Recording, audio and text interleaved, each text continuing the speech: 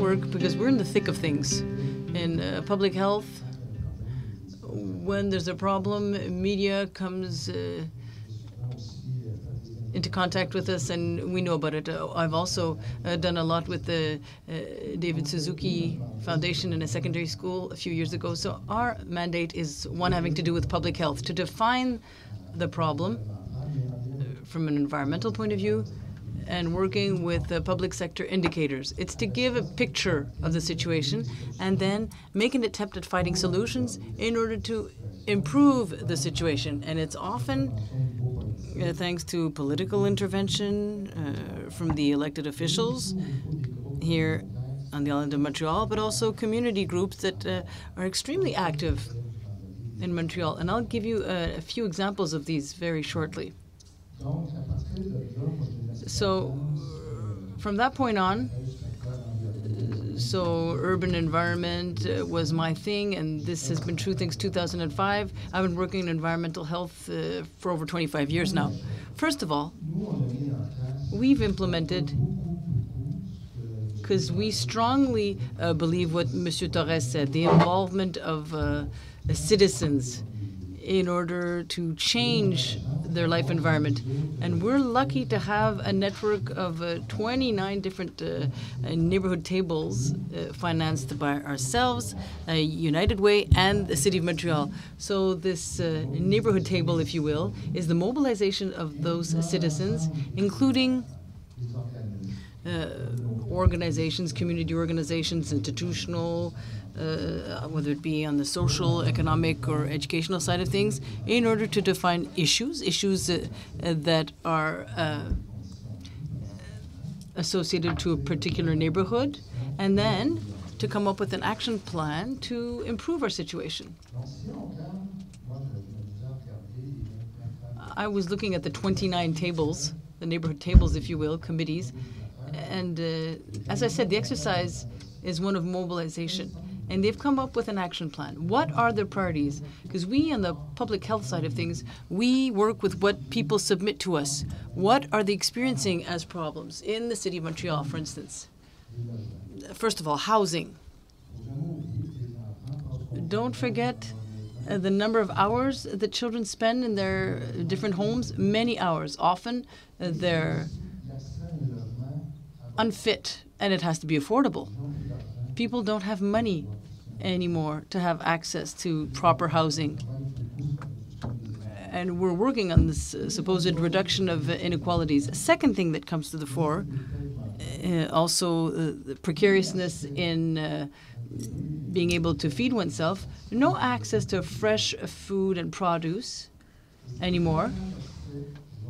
Also, so there's a geographical access. It's not at a walking distance, and also from an economic point of view, because all of these goods are expensive. And there are close to 18% of the families that are living in this food precarity situation. Thirdly, what we already mentioned, the actual traveling. I travel from one neighborhood to another because I have to meet up with these tables, these committees, and people have it up to here and are really tired of cars. The volume of cars, it just keeps going up and up.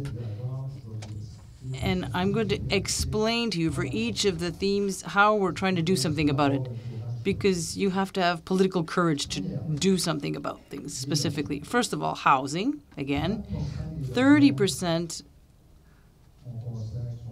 of homes are not fit to be lived in. 30% in Montreal. Go look around. I've visited several with Dr. Julien where you've got rot and all sorts of fungus on the walls. It's black walls, vermin, cockroaches, bed bugs, funguses, what have you. It's all there. So we came up with a survey, respiratory issues amongst kids. So this came out in 2008. We came up with cards and maps of all sorts. We showed where there were cockroaches, where there was fungus and other problems, and where the respiratory problems lay. And we called City of Montreal. We said, you have a role to play. Put your regulation in force and be strict. You have an owner who doesn't want to do anything, make sure that they do something about the situation. And just this past Monday, we've come out with a director of public health that came out with a report to call upon the Canadian government that pretty much withdrew entirely from the picture. We're the only OECD country that doesn't have a lodging policy per se.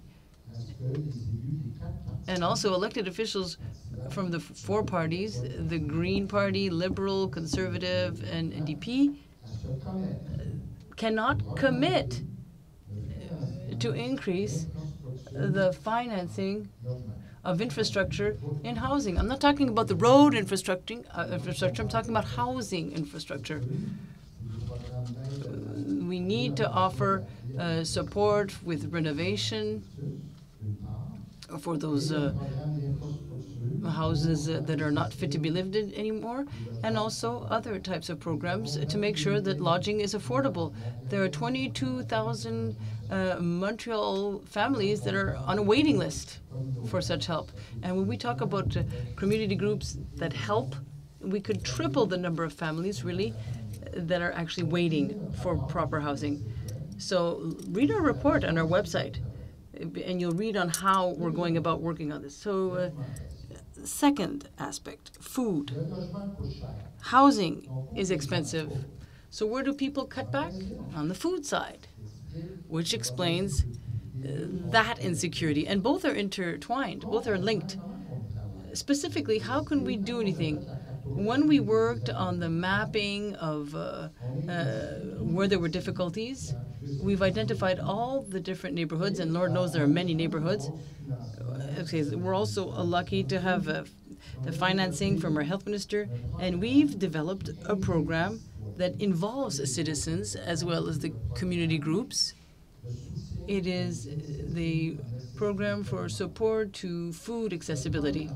So that specific program is a recurrent financing program to 14 community groups. Several are on those neighborhood tables I spoke to you about, but also it can be other groups whose mandate is to find solutions, specific solutions, alongside the citizens, the families, and this includes children, in order to improve the access in their own neighborhood where access just doesn't exist. And we need this financing because we've discussed things at length with those groups. I remember there were 200 of us in the amphitheater with the DSP. So they want recurring financing every 5 years. And we want a solution that will last, self-financed, ideally. So we're talking about sustainability. In other words, social economy are words that are bandied about. Local community, these are terms that are mentioned in